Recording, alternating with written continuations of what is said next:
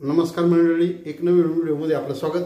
आपण बनवतोय टमाट्याची चटणी। हे बघा, त्यासाठी 2 टमाटे घेतले, थोडासा कढीपत्ता घेतला आहे आणि 8-10 लसणाच्या पाकळ्या घेतल्या आहे आणि 10-12 छोट्या लाल मिरच्या घेतल्या आहे।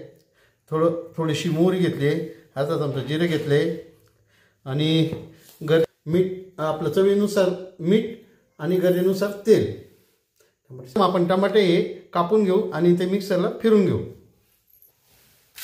हे बघा, आता टमाटे कापून घेऊ। बघा, टमाट्याच्या फोडी करून घ्यायचे आहे असे।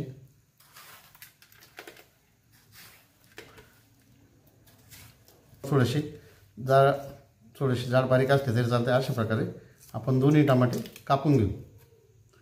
हे बघा,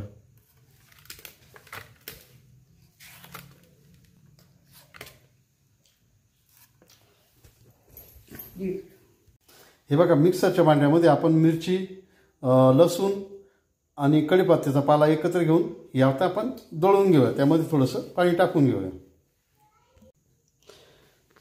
हे बघा, टमाटे सुद्धा आपण मिक्सरच्या छोट्या भांड्यात काढून घेतले आणि ते सुद्धा मिक्सरला आता फिरून घेऊ आणि त्याचं टमाटे पण मिक्सरच्या छोट्या भांड्यात टाकून घेतले आणि त्याची आता टमाट्याची प्युरी करून घेऊ। आपण घेतलेले आहे, त्यावर कढई ठेवलेली आहे, त्यात 1 चमचा भरून असं तेल टाकून घेऊ आपण। आता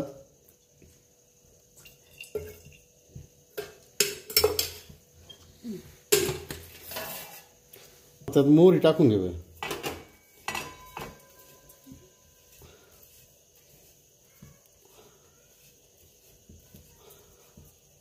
मोहरी फुलून द्यायची चांगल्या प्रकारे।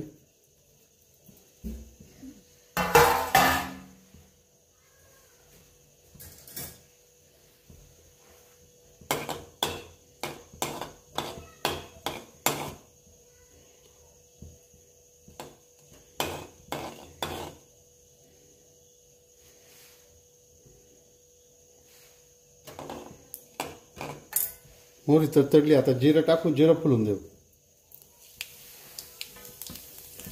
जिरं सुद्धा फुललेलं आहे। आपण आता लाल मिरची, लसूण टाकून घेऊया। आता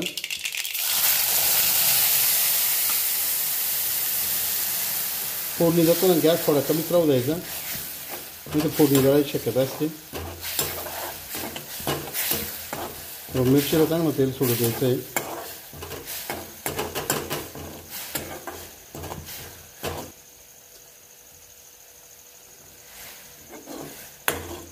तेव्हा मिरचीने चांगल्या प्रकारे तेल सोडले आहे।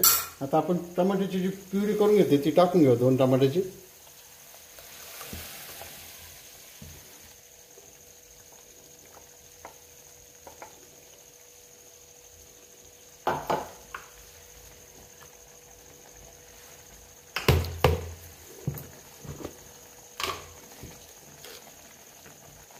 तेव्हा चवीनुसार मीठ टाकून घ्यायचं आपण त्यामध्ये। आता सर्व एकत्र करून घ्यायचे सगळं।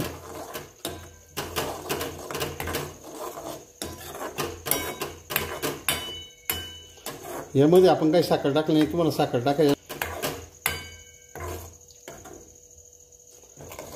बघा, भन्नाट अशी आपली टमाट्याची चटणी ही तयार झालेली आहे। तुम्ही ज्यावेळेस तुमच्या घरी जर कुठल्या प्रकारच्या भाज्या नसाल किंवा तोंडाला चव नसत, एक वेळेस अशी टमाट्याची चटणी तुम्ही जरूर ट्राय करा। आपण ती चटणी आता शिजली, आपली चटणी रेडी झाली आहे। गॅस बंद करून घेऊया आणि चटणी थोडी थंड झाली की आपण त्याची चव चाखून बघूया कशी झाली। मस्त। ही बघा, ही टमाट्याची चटणी आपली भन्नाट अशी तयार झालेली आहे। ती तुम्हाला खाऊन दाखवतो कशी लागली।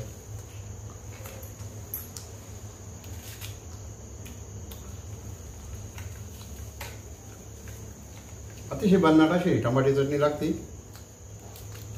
मिरच्या तुम्ही तुमच्या हिशोबाने टाकू शकता यामध्ये। तुम्ही कसं तिखट खायच्या हिशोबाने।